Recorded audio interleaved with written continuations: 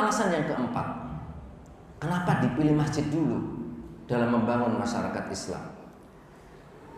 Karena masjid itu terbukti dalam sejarah Islam telah melahirkan pemimpin-pemimpin masyarakat yang handal dari didikan masjid. Dalam sejarah Islam, pemimpin umat Islam yang terbaik dalam sejarah Islam itu siapa, Pak? Yang pernah jadi pemimpin yang terbaik itu siapa setelah Nabi? Setelah Nabi langsung Umar, Abu Bakar, setelah itu Umar, Utsman, Ali. 4 ini disepakati para ulama.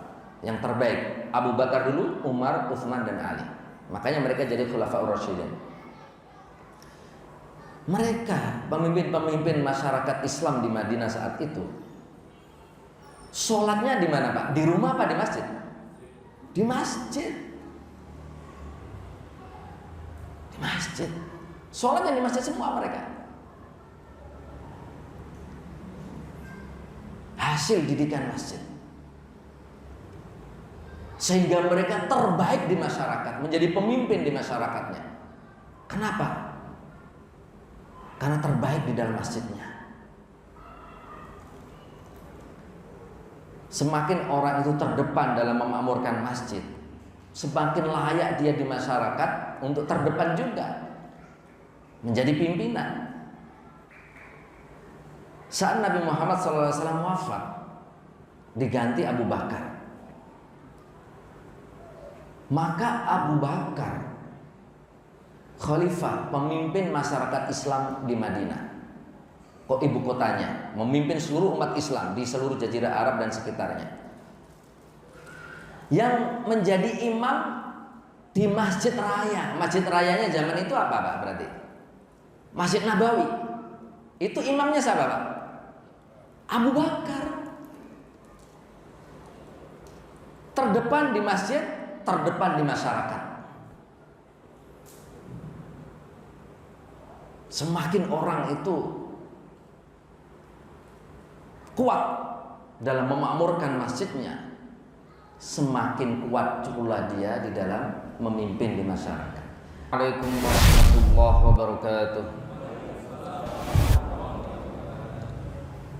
Alhamdulillahi wa kafa, wassalatu wassalamu ala rasulillahil mustafa wa ala alihi wa ashabihi wa mawalahu wa ba'd. Faqala Allah ta'ala, a'udzu billahi minasy syaithanir rajim. Wa may yuhajir fi sabilillah yajid fil ardi muragaman katsiran wa sa'ah. Wa man yakhruj min baitihi ila Allah wa rasulih thumma yudrikuhul maut faqad waqa'a ajruhu 'ala Allah wa kana Allahu ghafurur rahima. Ma'asyiral muslimin wal muslimat, yang saya hormati Bapak Ketua DKM, Ketua RW, Ketua RT, dan segenap jajarannya. Alhamdulillah malam hari ini Allah Subhanahu wa taala memberikan nikmat kepada kita untuk bersama-sama berkumpul dalam rangka kita berukhuwah. Itu yang paling pertama, bersaudara, atau istilah lainnya bersilaturahim. Yang mudah-mudahan Allah Subhanahu wa taala memberkahi pertemuan kita dan menjaga perpisahan kita nanti, amin. Tema yang akan kita sampaikan pada malam hari ini tentang al-hijratu wal mujtama' al-islami. Hijrah dan masyarakat Islam. Jamaah dirahmati oleh Allah, hijrah yang digagas oleh Umar bin Khattab sebagai permulaan tahun Islam Dipilihnya hijrah ini sebagai titik mula dari tahun Islam. Hampir seluruh ulama-ulama tarikh mengatakan karena begitu pentingnya hijrah itu. Hijrah perjalanan Rasulullah SAW yang lebih kental sisi manusiawinya ketimbang kenabiannya. Ini berbeda dengan perjalanan Isra Mi'raj. Perjalanan Isra Mi'raj mukjizat, lebih terkait dengan kenabian beliau. Makanya perjalanan Isra Mi'raj meskipun aman, nggak ada tantangan, nggak ada yang nyari-nyari, nggak ada yang akan membunuh, tapi Allah berikan apa Pak? Buraq, padahal aman. Berbeda dengan hijrah, banyak tantangan, tapi seolah-olah Allah biarkan Nabi Muhammad SAW untuk melakukan strategi sebagai seorang manusia. Kenapa? Agar umatnya mengikutinya dalam masalah itu. Sehingga hijrah itu perkara yang kita dituntut untuk mengulanginya, berbeda dengan Isra Mi'raj. Kalau Isra Mi'raj nggak dituntut Pak. Makanya nggak ada ulama berpendapat sunnah melakukan Isra Mi'raj. Coba Pak, kalau sunnah melakukan Isra Mi'raj ada nggak yang bisa nggak? Ada yang bisa Pak? Ada Pak. Tapi kalau hijrah bisa. Meskipun kata Rasulullah hijrata ba'dal fathi, nggak ada hijrah lagi setelah penaklukan kota Makkah, itu maksudnya hijrah dalam arti fisik pindah dari Mekah ke Madinah. Tapi hijrah dalam makna-makna yang lain masih berjalan sampai hari kiamat. Termasuk diantaranya tentu hijrah meninggalkan yang dilarang oleh Allah Subhanahu wa ta'ala. Jamaah sekalian, kalau kita baca tarikh dengan jeli, pasti kita akan menemukan bahwa hijrahnya Rasul itu adalah titik tolak penting berdirinya masyarakat Islam pertama dalam sejarah umat Nabi Muhammad, yaitu masyarakat Islam di Madinah. Maka umatnya Nabi Muhammad ketika ingin membangun masyarakat, membina masyarakat, maka hendaklah mensuri tauladani bagaimana Rasulullah SAW membangun masyarakat Islam Madinah.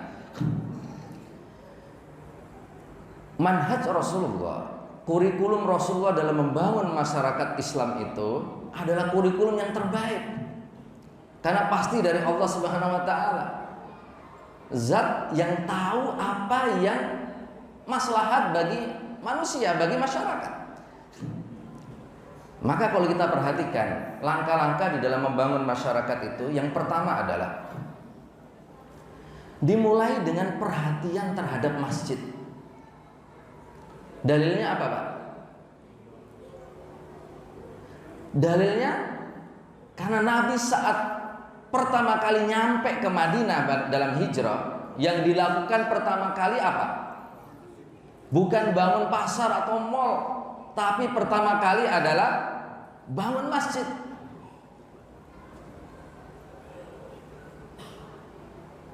Memberikan pemahaman kepada kita bahwa kebaikan masyarakat itu ditentukan sejauh mana perhatian mereka terhadap masjid, terhadap bagaimana memakmurkan masjid.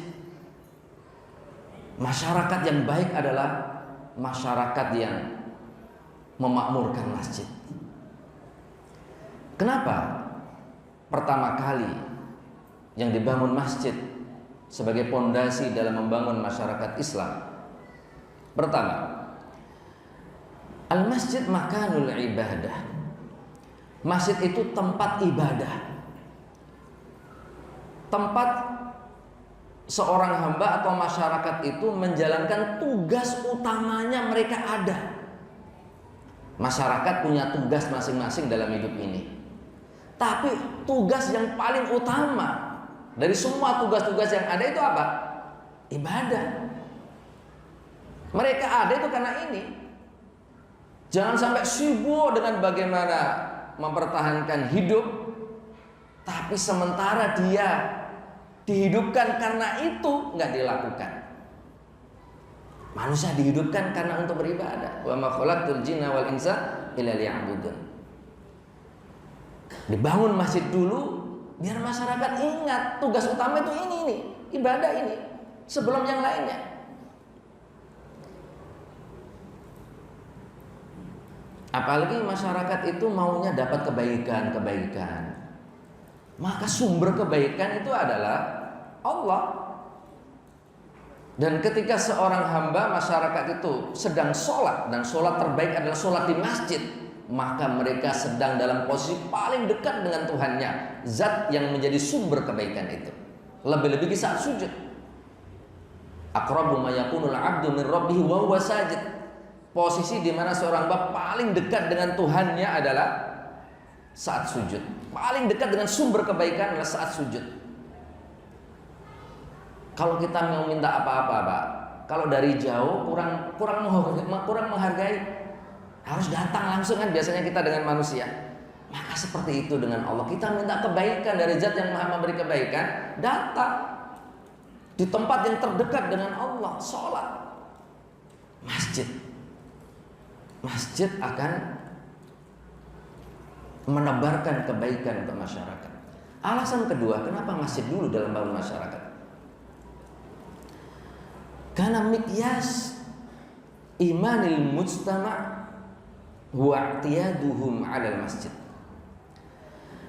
Ukuran iman masyarakat, kebaikan masyarakat itu adalah bagaimana mereka, sejauh mana mereka menjadikan, memakmurkan masjid itu tradisi mereka, adat mereka, kebiasaan mereka. Dalilnya apa? Rasulullah mengatakan dalam hadis, "Idza ra'aitumur rajula ya'tadul masjid fashhadu lahu bil iman." Jika kalian melihat ada orang, kelompok masyarakat ya'tadul masjid, menjadikan datang ke masjid itu tradisinya, kebiasaannya, fashhadu lahu bil iman. Pasti saksikanlah, pasti dia itu baik, pasti dia itu beriman. Ini ukuran yang paling akurat karena dari Nabi. Orang yang baik itu orang yang biasa ke masjid. Orang kalau ke masjid itu nggak ada motivasi apapun kecuali akhirat.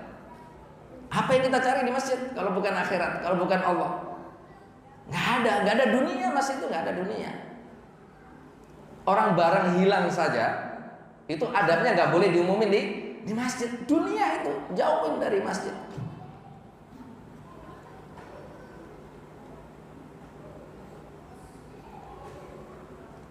Maka masyarakat yang gemar ke masjid, masyarakat yang dipastikan kebaikan mereka dan keimanan mereka. Dan iman ini penting dalam hidup bermasyarakat. Orang-orang beriman itu karena hasil dari pendidikan masjid, pasti orang-orang yang paling jauh dari penyakit masyarakat. Penyakit masyarakat itu apa sih, Pak? Kalau Rasulullah menyebutkan dalam hadis itu zina, kemudian mabuk-mabukan, kemudian mencuri, korupsi, dan penyakit-penyakit yang lain. Itu kuncinya adalah untuk menghilangkan dan memberantas penyakit masyarakat itu iman, dan iman itu hasil didikan masjid. Rasulullah mengatakan dalam hadis itu, la yazni zani hina yazni wa huwa mu'min. Orang itu nggak mungkin zina saat dia berzina kalau dia itu punya iman sempurna. Artinya mafhum mukhalafahnya, kalau dia beriman dengan iman sempurna nggak mungkin zina. Kalau dia nggak punya iman berarti dia gampang berzina, gampang selingkuh, penyakit rumah tangga, dan akan menjadi penyakit masyarakat itu. Makanya balasan orang berzina itu, kalau belum menikah selain didera 100 kali, diasingkan dari negerinya karena mengganggu masyarakat, penyakit masyarakat itu bisa nular itu. Kuncinya iman.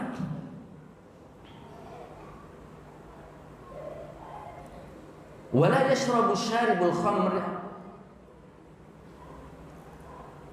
illa wala yashrabu syaribul khamra wa huwa mu'min. Dan orang itu nggak akan mabuk-mabukkan kalau dia itu beriman, kalau dia itu punya iman, nggak akan mabuk-mabukkan. bukan penyakit masyarakat. Obatnya iman. Dan iman itu dididik di dalam masjid. Kata Rasulullah tadi itu, orang kalau bolak-balik masjid jadi beriman itu. Wala yasriqus sariq hina yasriq wa huwa mu'min. Dan pencuri, orang yang korupsi, nggak akan mencuri, nggak akan korupsi kalau dia itu punya iman. Maka penyakit masyarakat itu obatnya iman, dan itu adalah didikan dari masjid iman itu. Betapa pentingnya iman itu. Betapa pentingnya kita memakmurkan masjid agar kita punya iman, yang dengan iman itu kita bisa terjauhkan dari penyakit-penyakit masyarakat. Yang ketiga, kenapa dipilih masjid sebelum yang lainnya dalam membangun masyarakat Islam? Karena di dalam masjid itu ada kegiatan namanya sholat berjamaah. Dan sholat berjamaah itu adalah miniatur masyarakat.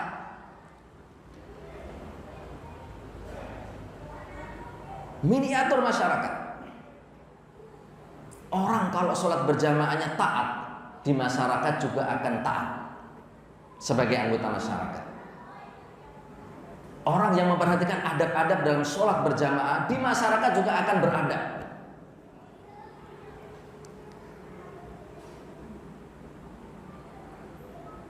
Orang yang selalu sholat berjamaah, maka di masyarakat juga akan gampang diajak rukun, bersatu. Karena sholat berjamaah itu adalah fenomena persatuan umat. Makanya di antara pelajaran yang ada dalam sholat berjamaah itu, yang pertama, ada tauhidul ghayah, penyatuan orientasi anggota masyarakat. Meskipun masing-masing punya pilihan hidup dalam hal apapun ketika hidup di masyarakat, pilihan apapun, pilihan organisasi, pilihan madhab, pilihan partai, tapi begitu sholat berjamaah pilihannya cuma satu, apa? Allah, kiblat, arah kiblat, yaitu Allah Subhanahu wa taala. Nggak ada kemudian orang masuk masjid sholat berjamaah menghadapnya tidak seperti menghadapnya imam, nggak ada, semuanya sama. Ada tauhidul ghayah, penyatuan orientasi, penyatuan kepentingan. Semua kepentingan saat sholat berjamaah untuk Allah dan untuk akhirat. Kedua, dalam sholat berjamaah itu ada tauhidut ta'ah, penyatuan gerakan taat. Taat kepada pemimpinnya, imamnya.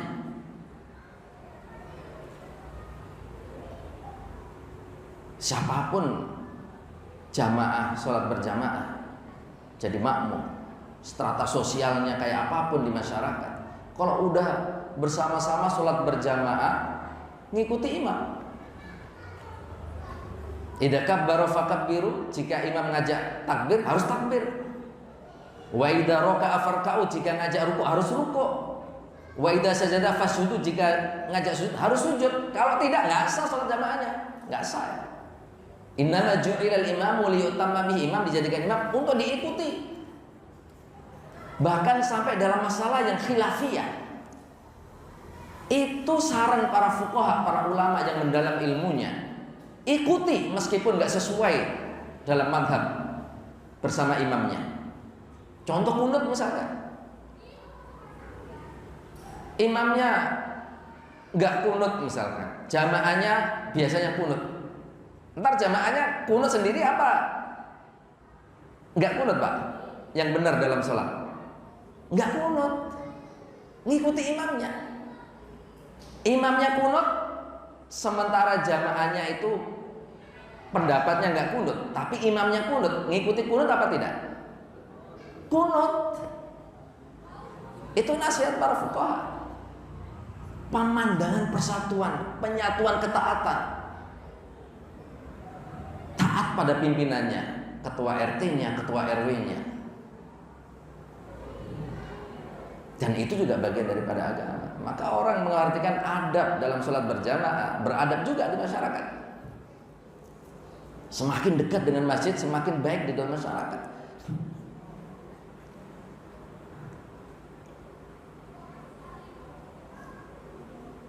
Kemudian dalam sholat berjamaah itu juga ada namanya adab dalam menasehati. Ada nasihat ketika ada yang salah. Ketika imam salah, Pak, yang benar sebagai makmum diem aja karena nggak enak atau takut nanti berisik, atau mengingatkan, Pak, mengingatkan. Kalau salah bacaannya diluruskan, kalau salah gerakannya diingatkan, dan pakai adab.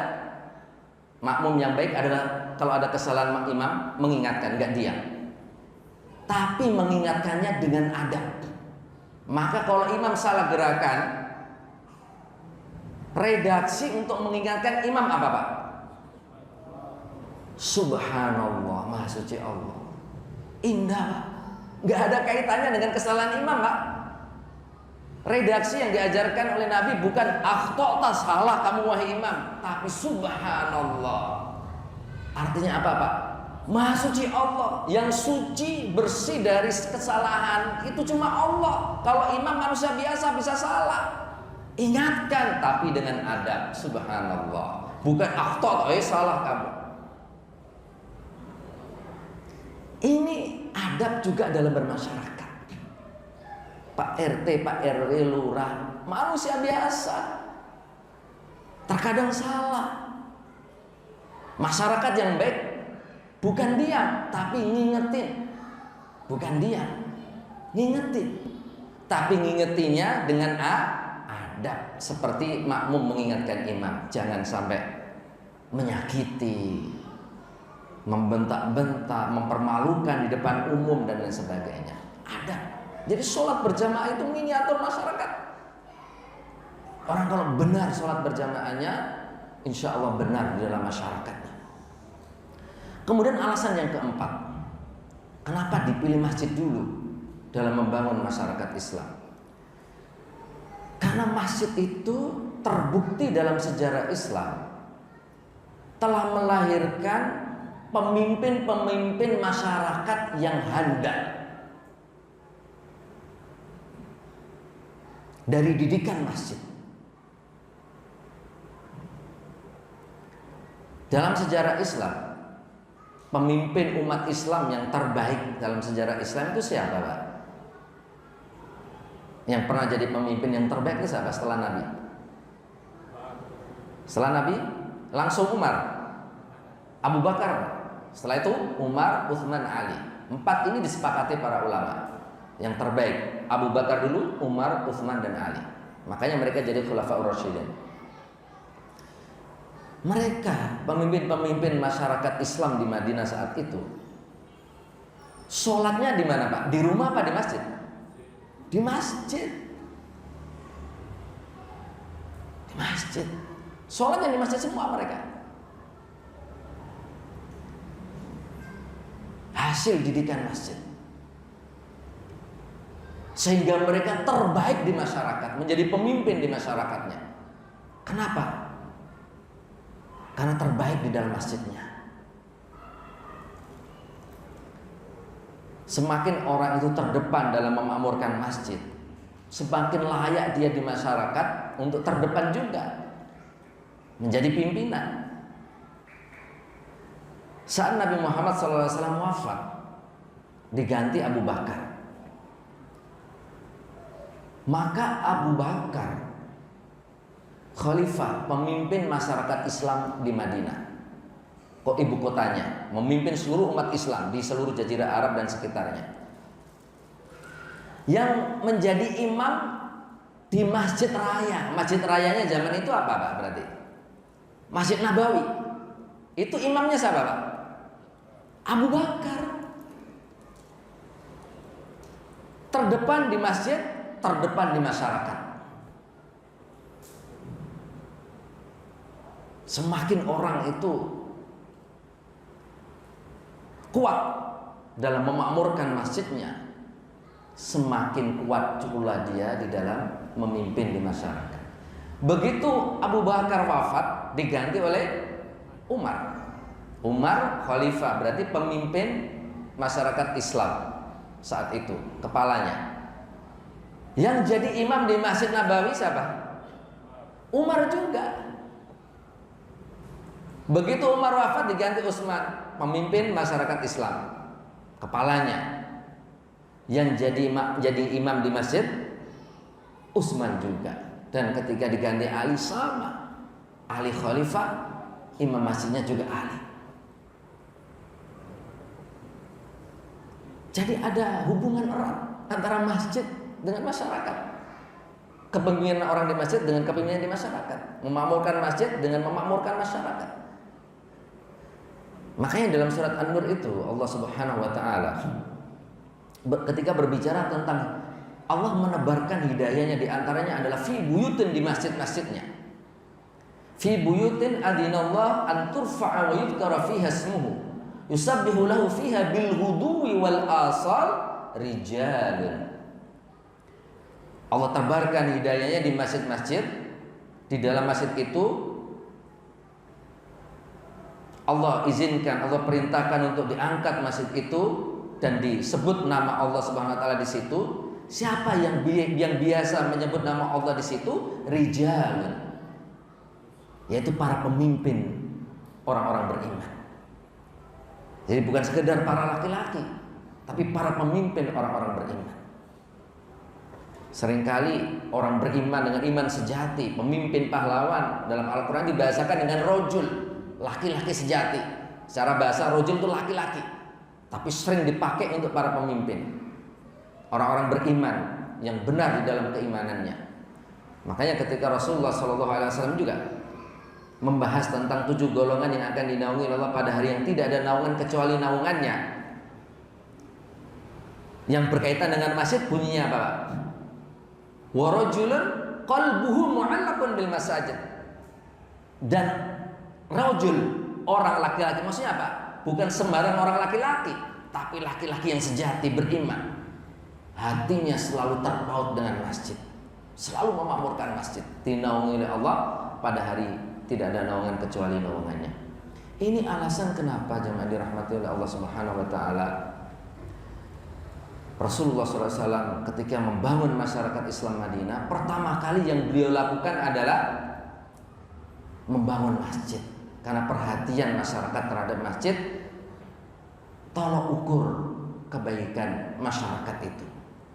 Meskipun terkadang fakta hari ini itu realitanya berbeda, ya. Seringkali kita itu kalau mau bangun masyarakat, Pak, pertama yang kita bangun apa? Kalau kita jadi pengusaha, Pak, nemu tanah luas di Jati Kramat, pikiran kita sebagai pengusaha bangun apa dulu, Pak? Iya. Nanti masjidnya di mana? Basement. Atau terkadang kompleknya sudah jadi, masjidnya belum ada. Tapi Rasulullah, kalau ngikutin Rasulullah, masjidnya dulu. Setelah itu apa? Bangun yang lainnya. Makanya kita itu kalau mau pilih komplek, pilih tempat tinggal, kaidah kata para ulama itu al-jar qabla ad-dar. Lihat lingkungannya dulu. Ada masjidnya apa enggak? Baik apa enggak? Bukan lihat rumahnya modelnya kayak apa. Sampai terkadang detail, Pak. WC-nya duduk apa jongkok. Wah, sampai seperti itu. Enggak memperhatikan ada masjid apa tidak. Itu bukan membangun kehidupan masyarakat yang sesuai dengan manhaj Rasulullah SAW ketika membangun masyarakat Islam Madinah. Yang kedua, pilar dalam membangun masyarakat selamat itu adalah setelah perhatian dengan masjid adalah binaul ukhuwah, membangun persaudaraan. Itu yang dilakukan oleh Nabi setelah membangun masjid, mentaakhi, mempersaudarakan antara muhajirin dan ansor. Bahkan bukan hanya sesama muslim, mendamaikan juga antara muslimin dan non muslimin. Di Madinah ketika itu ada non muslim, orang-orang Yahudi, diajak hidup bersama, bekerja sama dalam membangun masyarakat. Yang dilakukan Rasulullah dalam tahap kedua membangun masyarakat Madinah adalah al-ukhuwah, membangun persaudaraan. Dan persaudaraan ini ya, kuncinya adalah keimanan. Allah mengatakan innamal mu'minuna ikhwatun. Sesungguhnya yang dinamakan orang-orang beriman itu hanyalah yang bisa ikhwatun, yang bisa bersaudara. Rasulullah menggunakan redaksi al-hasr, pembatasan. Innamal mu'minuna ikhwatun. Yang dinamakan orang itu beriman ketika dia atau mereka itu ikhwatun, bisa bersaudara, bisa rukun, bisa bergandengan. Berarti mafhumul mukhalafah, pemahaman kebalikannya, kalau ada orang nggak bisa bergandengan, nggak bisa rukun, nggak bisa bersaudara, beriman apa tidak? Diragukan kesempurnaan imannya. Maka persaudaraan itu perkara iman. Maka kalau ingin bangun masyarakat yang rukun, bangun imannya, maka kembali lagi ke yang pertama, yaitu masjid.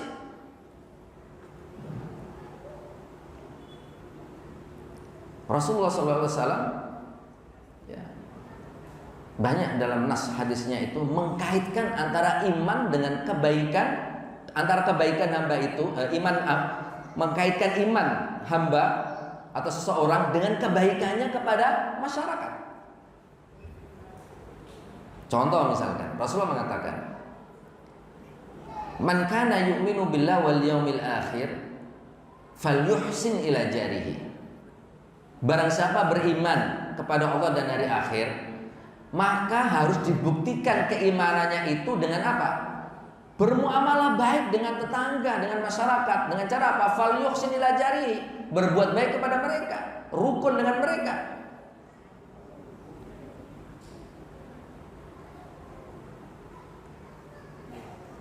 Dalam riwayat lain, fala yu'di jarahu, jangan nyakiti masyarakat.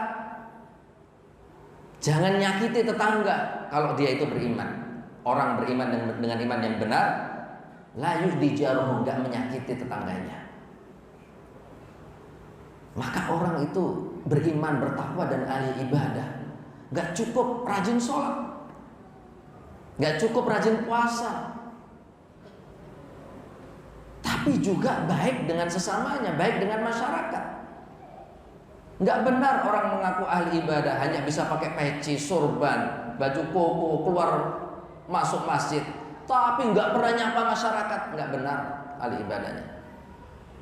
Ahli ibadah rajin ke masjid tapi juga bermasyarakat, berukhuwah, saling membantu di antara mereka. La yu'minu ahadukum hatta yuhibba li akhihi ma yuhibbu li nafsihi. Tidak sempurna iman salah seorang dari kalian sampai bisa mencintai saudaranya di masyarakat sebagaimana dia mencintai dirinya sendiri. Rasa itu akan menumbuhkan solidaritas, sepenanggungan. Kalau tetangganya susah, dia merasa susah juga, maka ikut bantu. Kena musibah, dia juga merasa kena musibah, merasakan itu, maka dia membantu. Ketika tetangganya senang, dia merasa senang juga. Ini yang paling minimal, ini rasa yang paling minimal bagi orang beriman itu lapang. Saudaranya senang, dia senang. Bukan kebalikannya, saudaranya senang, dia susah. Saudaranya susah, dia senang. Ini masalah di masyarakat nanti. Maka lagi-lagi perkara iman ini, untuk membuat ukhuwah di masyarakat, persaudaraan di masyarakat, itu perkara iman, masalah iman.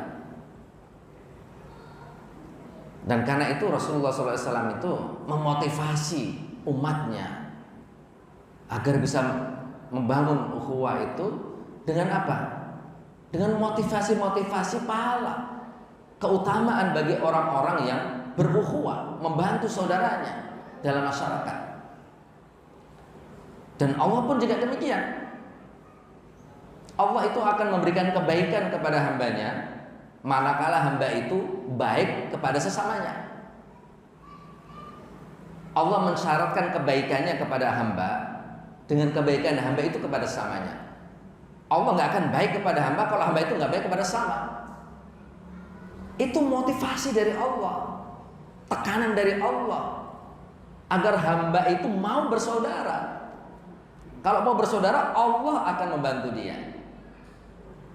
Di antaranya dalilnya adalah dalam riwayat Muslim, Rasulullah mengatakan, wallahu fi aunil abdi ma kana al abdu fi auni akhi.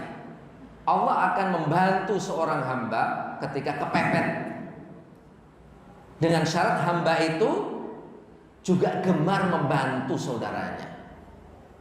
Maka ketika hamba itu membantu saudaranya, pada akhirnya dia itu membantu dirinya sendiri. Karena ketika dia itu membantu saudaranya, bersaudara dengan kaum muslimin yang lainnya, itu mengundang kebaikan Allah untuk dirinya. Dan prinsip ini jamaah yang dirahmati oleh Allah Subhanahu wa taala, prinsip yang mendasar dalam kita berislam. Orang yang hanif saja, lurus saja, tanpa harus Islam,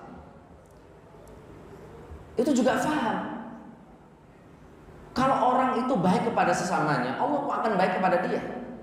Allah dalam pemahaman dia, meskipun dia non muslim sekalipun. Buktinya itu Khadijah. Khadijah itu punya persepsi seperti itu sebelum Islam. Dalilnya apa? Dalilnya kisah ketika Rasulullah dapat wahyu. Ketika Rasulullah dapat wahyu pertama di Gua Hira, itu kan dipertemukan dengan malaikat Jibril dalam bentuk asli, mengepakkan sayapnya. Rasulullah itu menggigil, disuruh baca nggak bisa baca, didekap sampai 3 kali baru bisa membaca. Pulang menggigil gemetaran, curhat ke istrinya Khadijah. Dan Khadijah itu seorang istri yang bukan hanya pandai melayani suami, tapi juga punya argumentasi, sehingga suaminya tenang ketika curhat, pasti akan mendapatkan ketenangan dari istri yang cerdas, punya argumentasi. Dia curhat kepada istrinya, aku tadi bertemu dengan makhluk seperti ini, kejadiannya seperti ini. Takut Rasulullah, khawatir akan terjadi sesuatu yang buruk pada dirinya. Apa kata Khadijah? Lan yukhziyakallahu abadan. Sekali-kali tidak, kalla. Lan yukhziyakallahu abadan. Allah tidak akan menghinakanmu. Allah yang disebut Khadijah itu Allah dalam persepsi Islam apa Allah dalam persepsi kehanifan Khadijah? Kan Islam baru mulai saat itu, Rasulullah dapat wahyu kan? Sebelumnya kan belum, berarti kan? Mulainya Islam saat Rasulullah dapat wahyu kan? Rasulullah jadi Rasul. Tuhan tidak akan menghinakanmu, wahai suamiku. Apa argumentasi Khadijah? Innaka latasilu rahim, karena kamu itu orang yang gemar silaturahim, gemar bersaudara.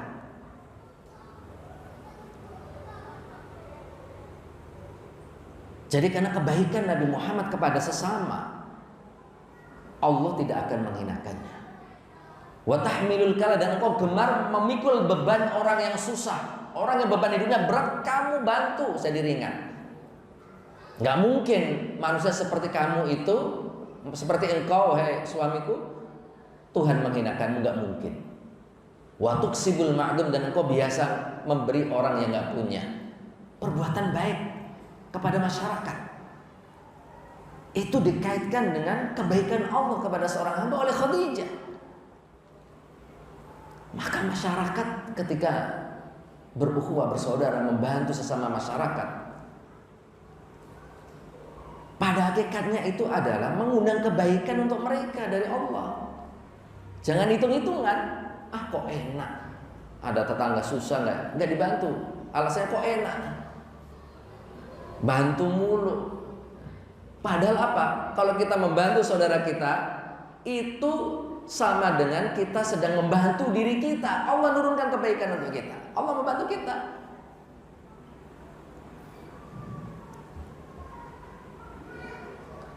Bahkan sampai oleh Allah itu biar memotivasi kita agar baik di dalam bermasyarakat.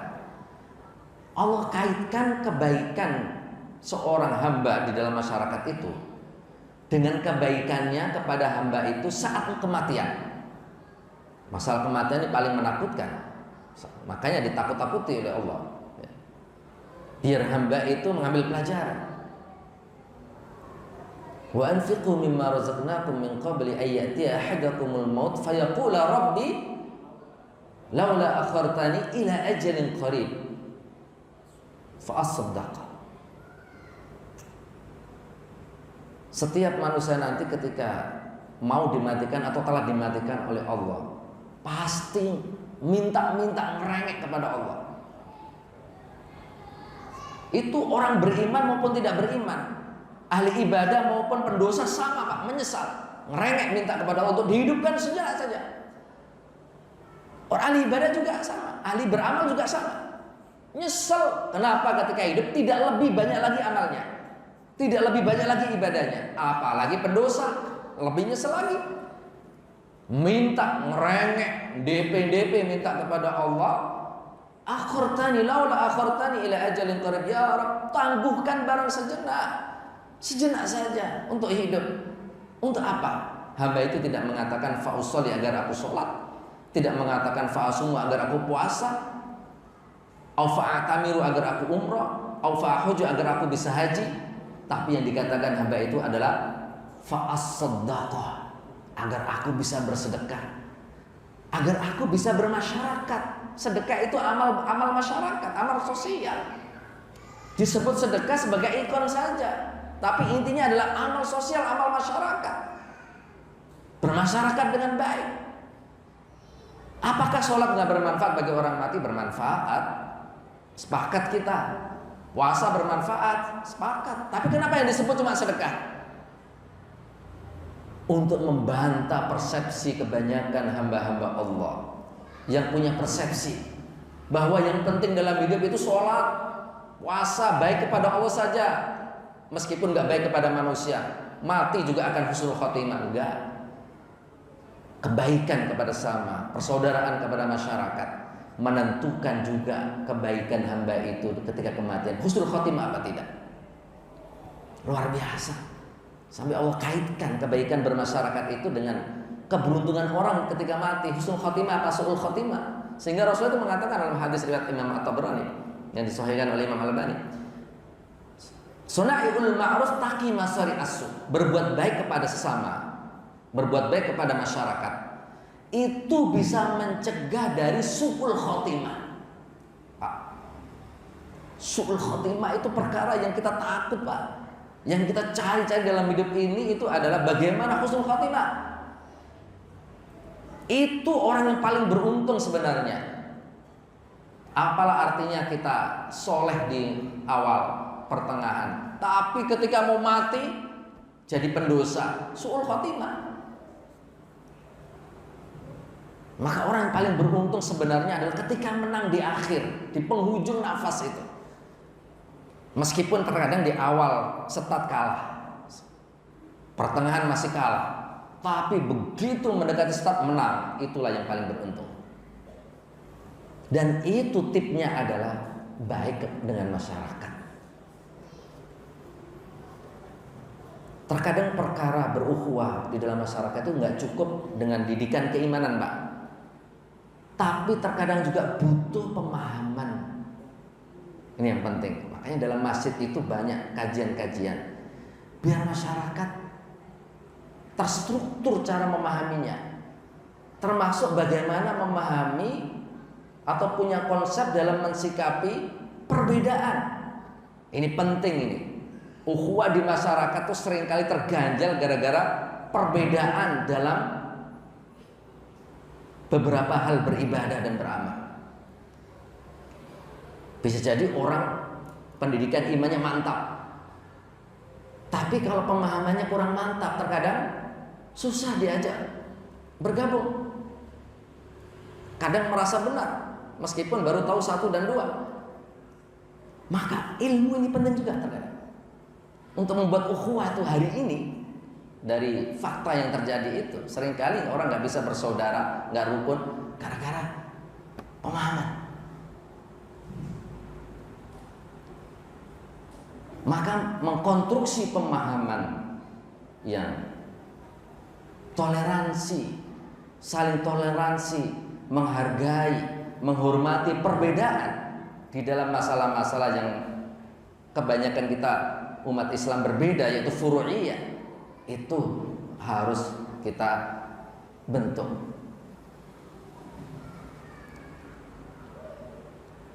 Maka terkadang bukan masalah iman saja, ya, tapi terkadang masalah ilmiah, orang itu bisa bersaudara apa tidak.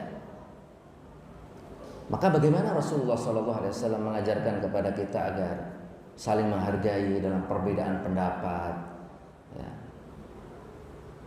Selama masing-masing punya hujah, punya dalil, kita hargai. Karena penting persatuan umat itu. Bangun masjid, Pak, memakmurkan masjid yang menjadi pilar pertama bermasyarakat itu. Berat, Pak, gak mungkin bisa kita lakukan kalau kita masih cekcok dalam masalah perbedaan itu.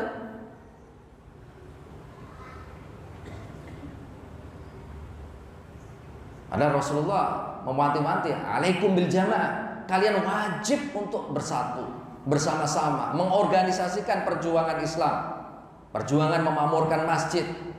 Wa iyyakum wal furqan, dan jangan terpecah-pecah.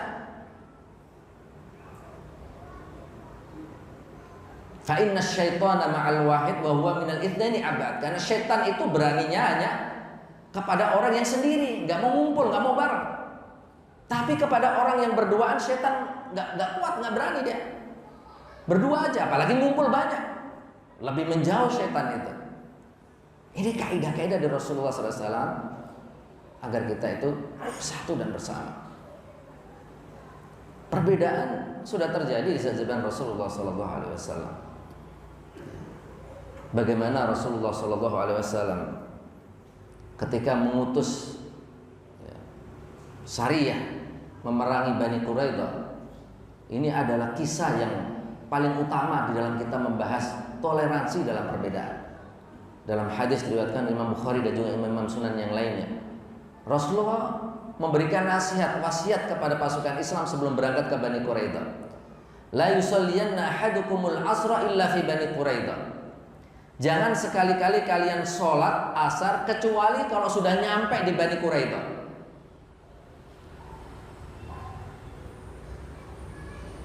Begitu berjalan menuju Bani Quraidah, di tengah jalan waktu sholat asar masuk. Para sahabat pasukan Islam berbeda pendapat. Ada yang berpendapat kita harus sholat di jalan, di tempat ini. Kenapa? Diprediksi kuat kalau harus nunggu di Bani Quraidah waktu sholat asar lewat. Sebagian sahabat tetap kukuh, enggak, kita harus mengikuti instruksi Nabi. Instruksi Nabi kan hadis sunnah.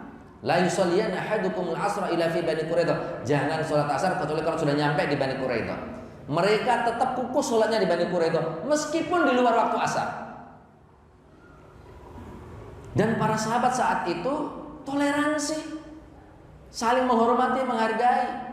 Yang sholat di jalan, nggak pakai bertikai. Yang sholat di Bani Quraidah meskipun di luar waktu asar, sholat di Bani Quraidah, dan tidak ada celaan, tidak saling mencela di antara mereka, nggak berantem juga. Pak, mereka itu dalam perjalanan piknik apa perang, Pak? Lagi piknik apa perang? Perang. Bawanya apa berarti? Bawanya apa kira-kira? Pedang, tombak, panah. Kalau seandainya gara-gara sholat asar di mana perang, Pak, jadi memerangi Yahudi apa perang di antara mereka, Pak? Perang di antara mereka. Nggak nyampe di Bani Quraidah sudah habis semua itu perang-perangan. Tapi kan tidak, Pak, rukun. Padahal ada hadis dari Rasulullah jangan sholat asar kecuali di Bani Quraidah, masih berbeda pendapat. Apalagi zaman kita yang jauh dari Rasulullah. Setelah pulang memerangi Bani Quraidah, disampaikan hal itu kepada Rasulullah. Apa sikap Rasulullah? Disebutkan oleh ulama hadis, lam yu'annif ahadan minhum. Rasulullah tidak mencela salah satu dari dua kelompok itu, tidak ada yang dicela. Rasulullah diam. Dan diamnya Rasulullah ketika ada sahabat melakukan sesuatu, apalagi kaitannya dengan hukum, itu berarti takrir ketetapan Nabi. Nabi membenarkan. Dua-duanya beristihad. Dua-duanya boleh. Masing-masing punya hujah, punya dalil. Yang sholat di jalan, apakah yang sholat di jalan gak ikuti instruksi Nabi? Membangkang instruksi Nabi? Membangkang gak kira-kira? Enggak. Karena dia memahami instruksi Nabi tidak tekstual, konteks. Maksud sholat asar di Bani Quraidah itu biar pasukan Islam berjalan cepat, bergegas cepat, sehingga di Bani Quraidah waktu asar. Dan mereka mengkaitkan dengan waktu sholat juga. Jadi nggak dimakan mentah-mentah oleh mereka. Jangan sholat asar kalau di Bani Quraidah. Tapi kalau sudah keluar waktunya gimana? Kan nggak bisa juga. Itu pendapat mereka. Kita tidak menyalahkan para sahabat. Yang sholat di Bani Quraidah juga punya dalil. Dalilnya apa? Instruksi Nabi. Juga nggak bisa kita salahkan. Sama-sama punya dalil. Bersaudara. Ini perkara yang paling penting ini mulai hari ini. Maka ukhuwah itu bukan sekedar masalah iman, masalah ilmu juga, masalah pemahaman juga. Kemudian datang zaman madzhab 4, berbeda pendapat, sehingga muncul madzhab-madzhab itu karena beda-beda itu masing-masing madzhab dalam hampir semua masalah. Meskipun terkadang dalam sebagian masalah mereka bertemu, berkumpul, tapi banyak juga masalah-masalah mereka beda-beda. Perbedaan antara Imam Ahmad dan Imam Malik dalam masalah toharo, bab toharo. Imam Ahmad berpendapat keluar darah dari hidung, mimisan itu bagi beliau membatalkan wudhu. Kalau bagi Imam Malik tidak membatalkan wudhu. Imam Malik berpendapat bahwa orang habis wudhu mimisan nggak harus wudhu lagi, dicuci aja lanjut sholat. Kalau Imam Ahmad harus wudhu lagi, cuci dan wudhu lagi, batal wudhunya mimisan. Itu diskusi antara Imam Malik dan Ahmad diikuti oleh murid-muridnya masing-masing, rame di bab toharo dalam fikih. Tapi ketika Imam Ahmad ditanya, hal tusolli khalfal Imam Malik, apakah engkau mau sholat di belakang Imam Malik?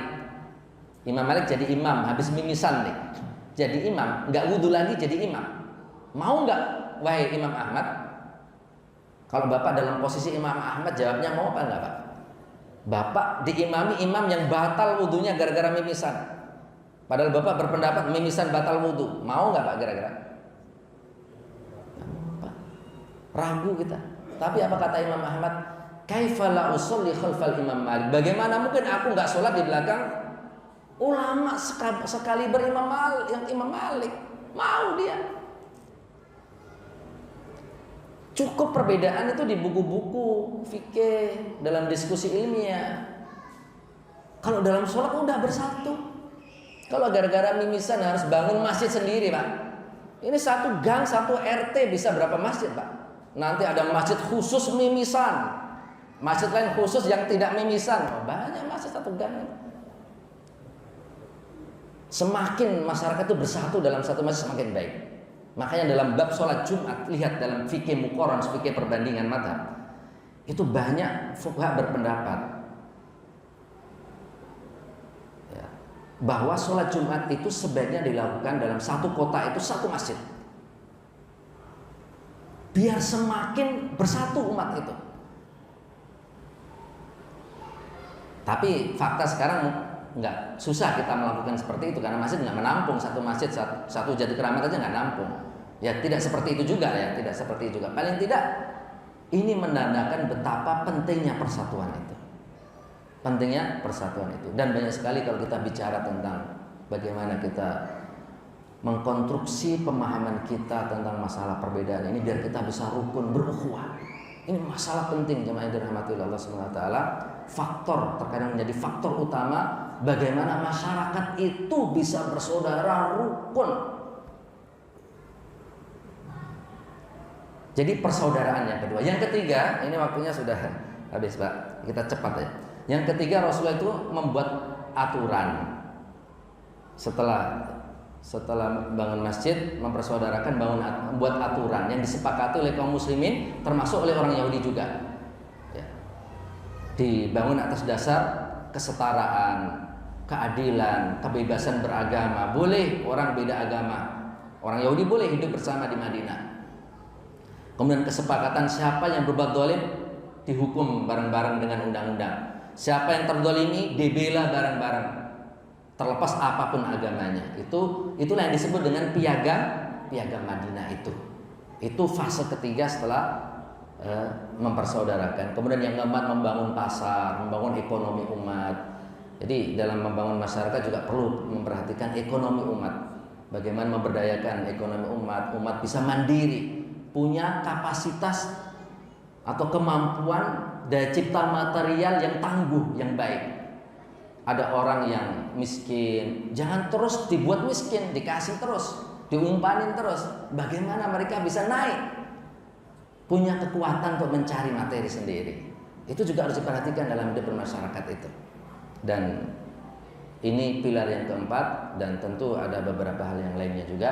Ini saja yang bisa saya sampaikan jemaah dirahmati Allah. Yang paling penting tadi dua itu aja.